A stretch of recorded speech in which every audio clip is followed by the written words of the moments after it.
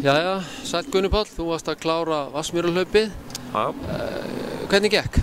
Bara nokkuð vel, enda á 16:10 sem besti tími minn, þannig að ég get ekki kvart það sko. Og annað sæti, bara til hamingju með það. Annað sæti, já, takk fyrir það. Nú þetta 5 km hlaup, stutt hlaup, skemmtilegu sprettur. Þú tókst átt í Laugaveginum og stóðst þig vel þar. Já. Getur aðeins lýst fyrir okkur svona hvernig það gekk og meiri kringu það? Það gekk svo sem ekkert alveg nógu vel sko, en ég var á betri tíma heldur en síðast, maður er alltaf ánægður með það sko. En ég ætlaði mér aðeins meira og það voru kannski aðalega krampar sem komu í veg fyrir að ég gæti meira sko. Ég fannst ég verið miklu betra formi heldur en síðast allavega.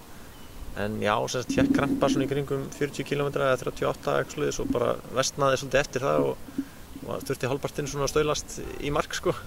En það er bara eins og gengur að gerist, þetta er langt hlaup og það getur ýmislegt gert. Nú skilst mér að, þú sagði mér að þú lenti í þessu fyrra líka Nei, hitti fyrra þar sé. Já, á 2013. Þú varst að undirbjóstu sérstaklega með tilliti þess. Hvað gerðirðu svona til þess að reyna að fyrirbyggja þetta? Já, ég tók alveg dálítið svona markvissan undirbúning fyrir þetta sko. Ég tók inn mikið af magnesíum og salttöflum og var að fara í magnesíumböð, svona setja salt í baðið og bera á mig magnesíum líka, svona spray með svona magnesíum í sem við bera á fæturna sko.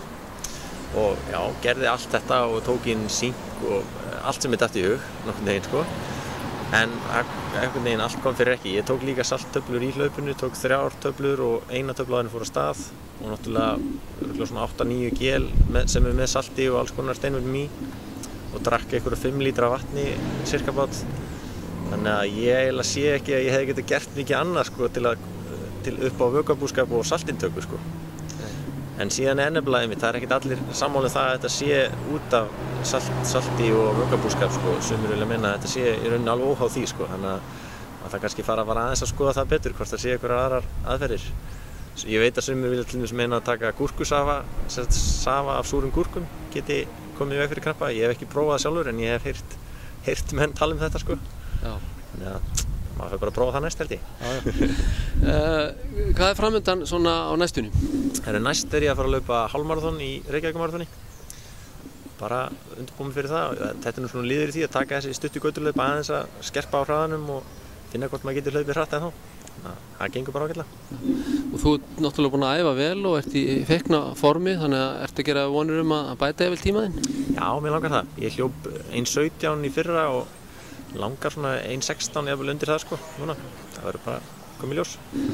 Hvað með Mont Blanc hlaupin sem að svo margir Íslendingar að fara í, þessi utanvegarhlaup eins og Þórbergur Ingi og fleiri að fara í, ertu eitthvað að spá í það?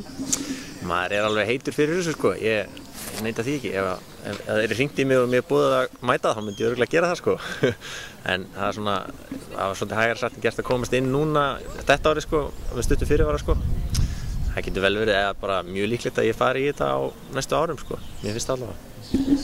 Eitthvað á næsta ári, ertu ekki að byrja að horfa þangað? Ég er rauninni ekki búinn að horfa svo langt sko, það bara verður eiginlega að ráðast. Nú er bara veturinn að koma, eða svona, maður er að klára Reykjavíkurmaraþonið og svo kemur bara veturinn og maður fer að vinna í hraða og styrki við veturinn og svo tekur bara við næsta ár. Frábært, gangið vel í Reykjavík, takk fyrir. Takk fyrir það.